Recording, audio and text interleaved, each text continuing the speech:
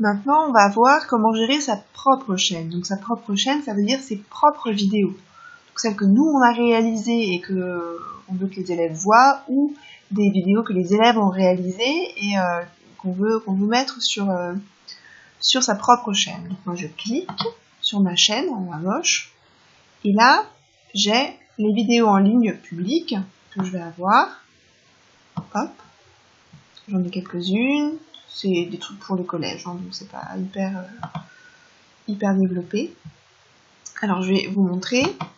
Les vidéos, vous pouvez créer différentes façons. Soit vous vous filmez, soit vous vous enregistrez le son et vous mettez une image. Il y a vraiment différentes façons. Ça dépend aussi de votre aisance avec les nouvelles technologies.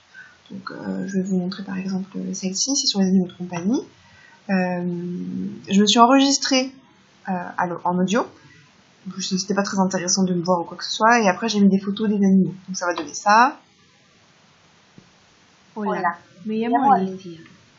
Tengo dos perros que se llaman Johnny y Ted. Voilà, bon, c'est pas très intéressant en soi. Mais du coup, c'est une petite compréhension orale que je vais faire à mes cinquièmes au vous conseil. Et vu que je trouvais rien qui m'intéressait, j'ai décidé de la faire moi-même. Et comme ça, ils peuvent la faire à la maison, ou on a des iPads aussi en vous conseil, donc ils peuvent les utiliser. Donc pour moi, c'est vachement utile parce que ça me permet vraiment d'avoir mon propre contenu. En fonction, pareil, de votre niveau, moi j'ai un niveau vraiment basique. Hein. Du coup, mes vidéos sont pas folles, mais ça me permet de faire ce que je veux. Et vous pouvez rajouter, avec des petits onglets qui sont en dessous, des retouches, de l'audio. Moi ça, j'utilise pas, j'en ai pas eu l'utilité pour l'instant, donc je sais pas comment ça marche, mais ça doit pas être très compliqué. Donc vous pouvez décider de la mettre en privé ou en public. C'est mieux de la mettre en public pour que les élèves puissent la voir. De toute façon, ça après vous voyez dans les paramètres de la chaîne, il y a tout ce qu'il faut pour voir. Après, vous venez de faire une vidéo et vous voulez la mettre en ligne. Rien de plus simple. Hop, tout en haut à droite, vous avez mettre en ligne. Je clique dessus. Et là, on me demande de sélectionner ou de faire glisser mon fichier. Et de, pareil, choisir si je veux que ce soit public, non public ou répertorié. On clique dessus. Et mon fichier s'ouvre. Alors, je ne sais plus où je l'ai mis. Il faut que je cherche. Je vais retrouver mon fichier, du coup. Je viens se rappeler où on le met. Il était dans vidéo. Je vais mettre en ligne la vidéo précédente, ce que je viens juste de faire. Comme ça va être sur YouTube. Je la sélectionne. Ouvrir. Et là, il me dit le temps que ça va mettre. Donc ça peut être plus ou moins long en fonction du format et de la lourdeur.